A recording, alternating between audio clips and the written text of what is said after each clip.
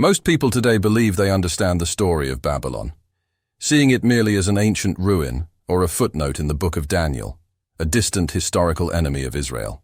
But what if the Babylon we read about in Scripture was not just a city, but the absolute pinnacle of human achievement, a metropolis of unimaginable wealth and technological brilliance, a place where the glory of man stood directly opposed to the glory of God? This is the shocking biblical conflict.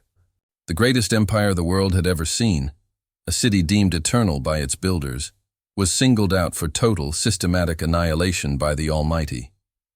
Why did God dedicate entire books of prophecy from Isaiah to Revelation to ensuring the utter destruction and non-resurrection of this specific place, this specific culture?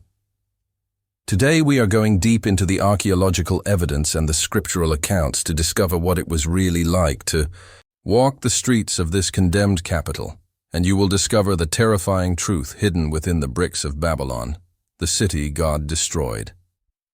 Imagine, if you will, the year is 586 BC. You are not arriving as a tourist or a merchant, but as a captive, ripped violently from your home in Judah. You have marched hundreds upon hundreds of miles under the blistering sun, across plains and deserts, carrying the heavy burden of exile and the crushing weight of witnessing Jerusalem, the holy city, reduced to ashes. Then you arrive. You stand at the river's edge, the mighty Euphrates, and across the water, the cityscape of Babylon rises into the haze like a vision conjured from a fever dream. The sheer scale is overwhelming. This is not Jerusalem, built simply on limestone hills. This is an engineered marvel, a geometrical wonder. You see, the first thing that hits you is not the noise, though it is deafening, nor the smell, though the air is thick with spice, livestock, and unwashed humanity. The first thing that assaults your senses is the color. The brilliant, impossible blue of the Ishtar Gate, covered in glazed lapis lazuli bricks, depicting hundreds of bulls and dragons, the symbols of their pagan gods, Marduk and Adad, molded perfectly into the facade. These walls, rising impossibly high, seem to touch the very clouds. They are so wide that the Greek historian Herodotus would later claim that 2 chariots could race abreast upon their summit. These are not merely defenses, they are a proclamation. They declare, "We are safe, we are eternal. No force on earth or in heaven can penetrate us." The entire city is surrounded by a double wall system, protected by a massive moat fed by the Euphrates itself. You feel utterly, hopelessly small, a single mote of dust swept into the grandest engine of human power the world has ever known. You are pushed forward, through the gate, onto the processional way. This road is legendary, paved with thick slabs of limestone and red breccia, reserved for the gods' statues on their feast days. As you walk, the din changes. It becomes a chorus of thousands of voices speaking Aramaic, Akkadian, Hebrew, and Egyptian. This city is a true melting pot, a global hub, teeming with people from every nation Nebuchadnezzar has conquered. Every type of produce, every type of slave, every type of wisdom, and every type of sin converges here. Look up, and you see the massive terraced structure, the Etemenanki, known to us now as the ziggurat, the probable foundation for the Tower of Babel myth, restored and rededicated to Marduk. It rises in 7 stages, each painted a different symbolic color, reaching towards the sky like a defiant finger pointing at the God of Israel. It is here that the true battle begins, not with swords and shields, but within your very soul. You realize this is not just an empire. It is a spiritual system, designed to drown out the memory of Yahweh through sheer, relentless spectacle and opulent distraction. The life you are forced into is a life of constant compromise, a life spent wrestling with the question, how do I maintain my purity in the heart of the pit? This is the challenge faced by the young men of Judah, Daniel, Hananiah, Mishael, and Azariah, who arrived perhaps a decade before you, chosen. They were the cream of the crop, the intellectual elite. Their task was to become Babylonians, to internalize the culture, the language, and the deep, complex astrological wisdom of the Chaldeans. They were given new names, names that honored the Babylonian gods: Belshazzar, Shadrach, Meshach, and Abednego. Think about the psychological impact of that forced renaming. Every time someone called them, they were effectively invoking a pagan deity. Living in Babylon meant navigating a daily ideological minefield. It started with the food, the king's provision, rich meats, decadent wine, offerings that had likely first been presented to an idol. For the faithful Jew, this was instant defilement. The refusal of Daniel and his friends to eat the royal food was not a dietary preference. It was the first critical act of theological resistance, staking a claim for the sovereignty of Yahweh in a land where Marduk reigned supreme. They chose 10 days of vegetables and water over a lifetime of spiritual bondage. The center of Babylonian life, the economic engine, revolved around the Euphrates. The city was cut in half by this mighty river, bridged by a massive, innovative structure supported by stone piers, allowing for incredible commerce. Thousands of shallow draft boats navigated the waterways daily, carrying grain from the Fertile Crescent, gold from Egypt, timber from Lebanon, and spices from Arabia. The noise of the harbor was constant, a cacophony of shouting merchants, the creak of ropes, and the rhythmic splashing of oars. If you were a simple laborer, your life was dictated by the canal systems and the vast fields surrounding the city. Babylonian civilization was built on meticulous documentation. Clay tablets, hardened and stored in vast libraries, recorded every transaction: contracts for the sale of slaves, receipts for barley, marriage agreements, and legal disputes. Life was ordered, standardized, and strictly regulated, a true marvel of centralized bureaucracy. Every citizen knew their place, from the farmers outside the walls, to the priests serving in the great temple of Esagila, to the royal family living in the colossal, multi-story palace of Nebuchadnezzar. But for the exiles, this order was oppressive. The very air they breathed was contaminated with idolatry. If you walked the inner city streets, past the modest houses built of unbaked mud brick, you would see small household altars, where families offered incense and prayers to their protective spirits, or to the major gods like Shamash, the sun god, or Ishtar, the goddess of love, war, and fertility. The religious calendar was packed with festivals. Every month had its sacred rituals. The most crucial was the New Year's festival, the Akitu, which stretched over 11 days in the spring. This was the moment of supreme Babylonian pride, the event where the king publicly humbled himself before the image of Marduk, dedicating his kingship anew, promising the god that he had not neglected the city or struck any citizen unfairly. It was a spectacle of political and religious power, confirming the divine mandate of Nebuchadnezzar. Imagine being a prophet of Yahweh, like Jeremiah or Ezekiel, living through this festival, watching the king, who had destroyed your temple, prostrate himself before a gold statue carved by human hands, while the whole city rejoiced in its own invincible strength. That sight must have been agonizing, a living representation of Psalm 137, the plea of the exiles. By the rivers of Babylon, there we sat down, yea, we wept, when we remembered Zion. They were surrounded by prosperity and pleasure, yet they sat in spiritual desolation. The Babylonians valued knowledge above almost everything else. They were the world's leading astronomers and astrologers, believing that the movement of the celestial bodies dictated events on Earth. The Chaldeans were renowned for their meticulous records of the stars and planets, records Daniel himself would have been forced to study. They mapped the heavens, predicting eclipses with stunning accuracy. But their science was inseparable from their spirituality. Their observations were used to divine the will of Marduk and to advise the king. The wise men of Babylon, the magi, the sorcerers, the astrologers, held immense power, serving as the king's closest advisors. This is why Daniel's ascendancy was so significant. He did not reject knowledge. He purified it. When Nebuchadnezzar had his terrifying, forgotten dreams, none of the Chaldean magicians, with all their advanced wisdom and centuries of accrued star charts, could tell the king what he dreamed, let alone what it meant. Only Daniel, relying not on planetary alignments or human wisdom, but on the revealed truth of the one, true God, could deliver the interpretation. This was not a minor incident. It was a cosmic embarrassment for the entire Babylonian intellectual establishment. Living in Babylon meant living under the shadow of the king's absolute capricious will. Nebuchadnezzar was an efficient administrator, a great builder, but prone to fits of paranoia and rage.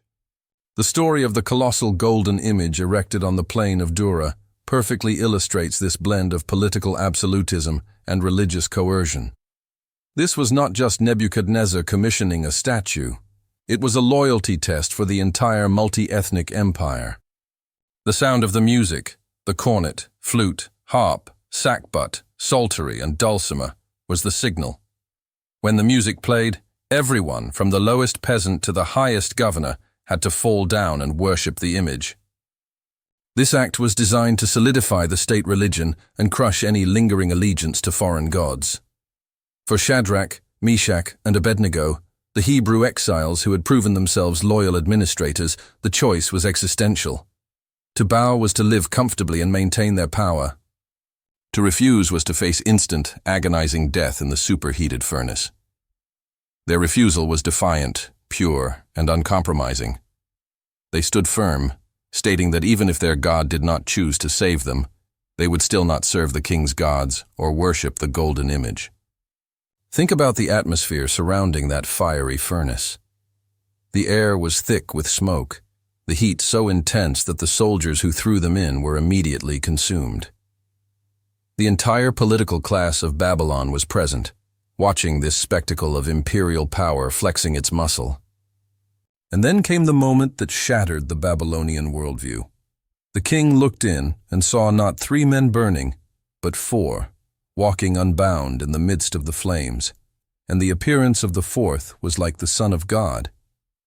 This single event, witnessed by the entire Babylonian administrative corps, delivered a message that no sermon could convey. The God of the exiled Hebrews was not just another deity. He was sovereign over fire, over death, and over the power of the greatest earthly king.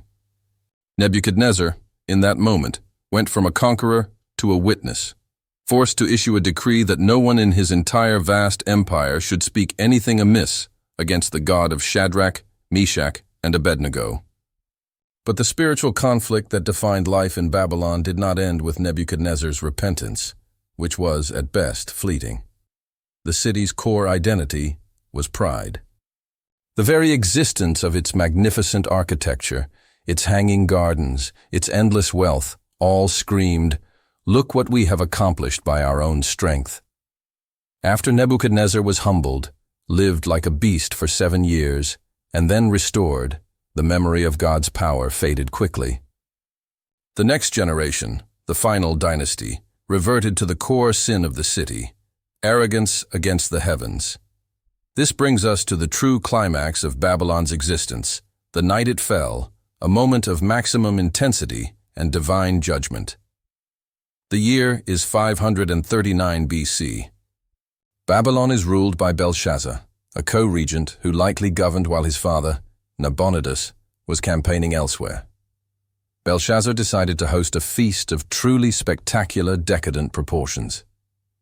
Imagine the opulence. Thousands of nobles, courtiers, wives, and concubines gathered in the vast, pillar-lined halls of the palace. The air was heavy with perfume. The sound of music and drunken laughter echoed off the walls. The tables were laden with the spoils of conquered nations, rivers of wine flowing freely. Belshazzar, in a fit of drunken hubris, decided to escalate the blasphemy. He commanded that the sacred vessels taken from the temple in Jerusalem by Nebuchadnezzar decades earlier, the gold and silver cups dedicated to the worship of Yahweh, be brought out. He poured pagan wine into the holy vessels, and he, his nobles, his wives, and his concubines drank from them, praising their gods of gold, and of silver, of brass, of iron, of wood, and of stone. This was the peak of human insolence. It was not enough to be wealthy. It was not enough to be safe behind impenetrable walls. They had to actively mock the defeated God of the captive nation. The entire city of Babylon, in that moment, celebrated its rejection of the Holy One of Israel. And as they drank, and as they praised their idols, the revelry suddenly stopped. A horrifying silence fell over the thousands of attendees. Every eye turned to the plaster wall, and there, in the light of the massive candelabra, they saw it.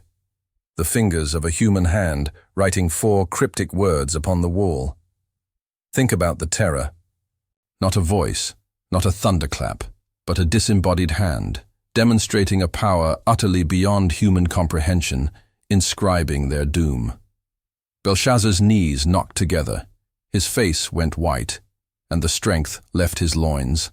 The terror was visceral because it was supernatural. No man could argue with what they saw. Again, the Chaldean wise men, the astrologers, the sorcerers, were utterly useless. They could read the words, perhaps, but they could not interpret the spiritual meaning, the divine context.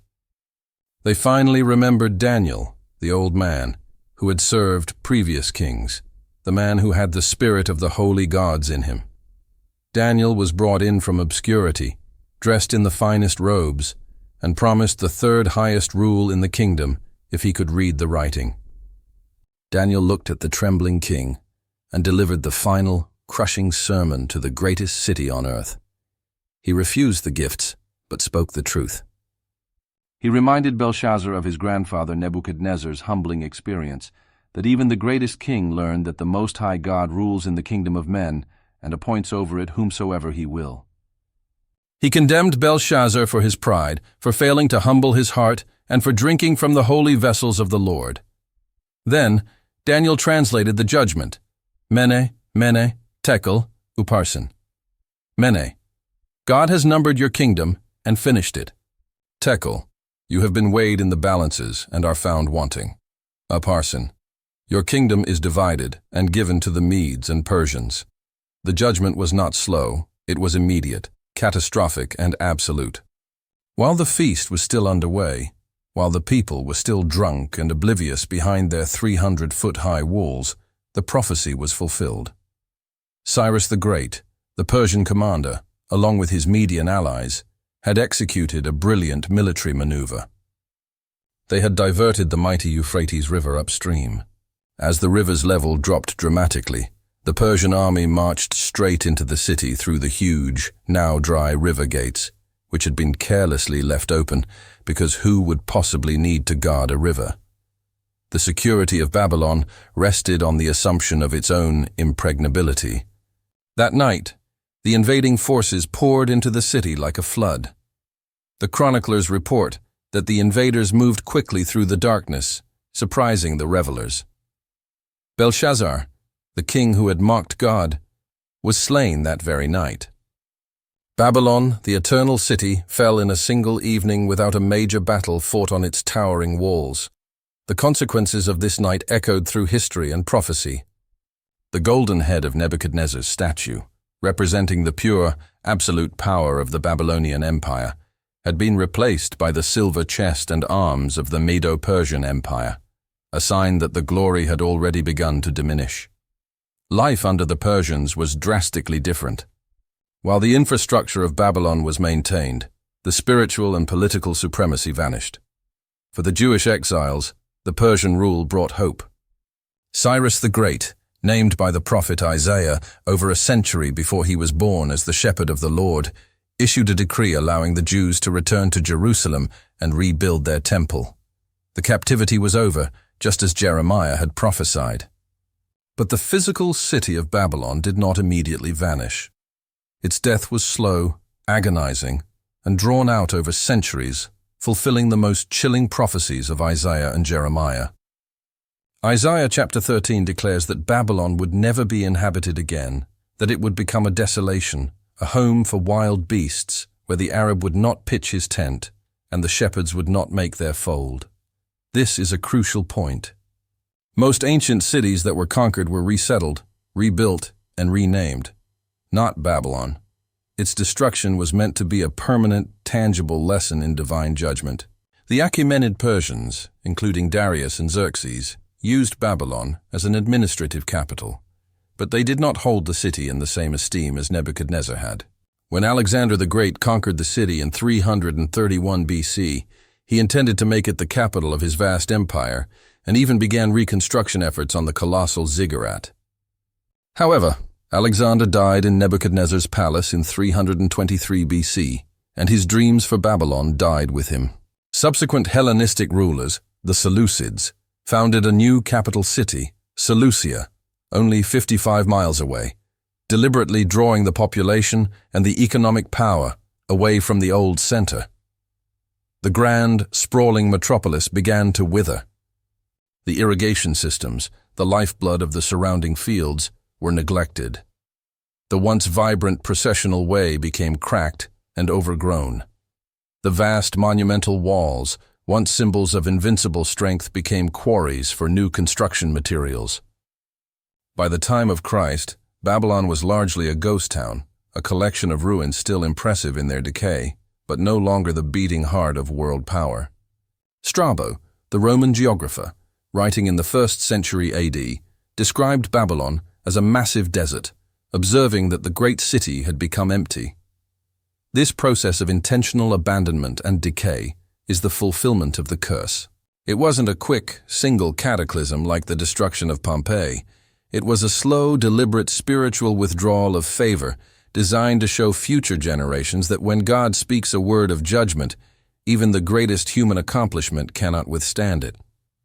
So, when we look back at what it was really like to live in Babylon, we are looking at the ultimate portrait of a civilization built on human pride and systematic rejection of God. Life was materially rich, intellectually stimulating, and militarily secure. But it was spiritually poisonous. It was a civilization defined by luxury, defined by the occult, defined by its relentless self-adoration. They believed their own propaganda that they were eternal. The people who lived there experienced the height of comfort and innovation, but they also lived under the oppressive weight of a spiritual system that demanded the worship of the creation rather than the creator. The freedom they experienced was the false freedom of hedonism and power, the freedom to choose their own gods and reject accountability.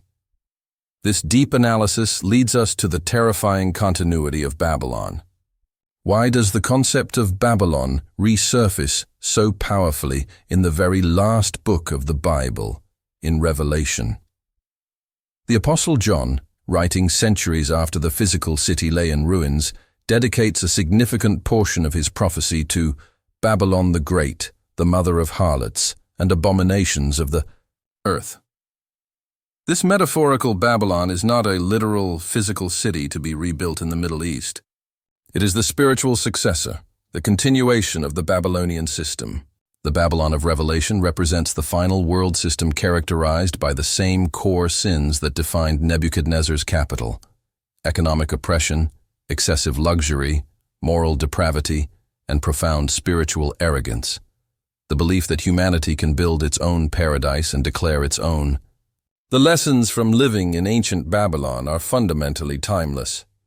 The city was destroyed not because its walls were too weak, but because its foundations were morally bankrupt. God did not crush it for being prosperous. He crushed it for being oppressive and for actively leading the nations into idolatry and blasphemy. The sin of Babylon was not merely paganism, it was systemic, anti-God pride, manifested in every brick of its structure. The immense size and power of the city served only to amplify the magnitude of its sin and the severity of its judgment. Think about the contrast. On one side, you have the greatest human city, filled with idols, dedicated to the fleeting glory of man, its existence rooted in oppression and violence. On the other side, you have Daniel and his friends, a handful of exiles, clinging to invisible truth, believing in a God whose throne was not in a physical temple but in the heavens, a God who demanded internal holiness over external spectacle. Their victory, surviving the furnace and interpreting the dreams, proved that true power does not reside in glazed brick and high walls, but in faithful allegiance to the unseen king. The judgment of Babylon serves as a universal, immutable warning to every generation and every empire. No matter how high you build your towers, no matter how deep you dig your foundations, If they are built on pride and rejection of God's sovereignty, they will be weighed and found wanting. The ultimate destruction of Babylon, its desolation becoming a permanent desert landscape, is the final, undeniable proof that God is serious about his judgments. We are called today not to fear the ghosts of Nebuchadnezzar, but to recognize the Babylonian spirit at work in our own time, the spirit of consumerism, the spirit of self-worship, the spirit that proclaims self-sufficiency and mocks the need for divine salvation. The question remains for us, as it did for the exiles sitting by the rivers of Babylon so many centuries ago.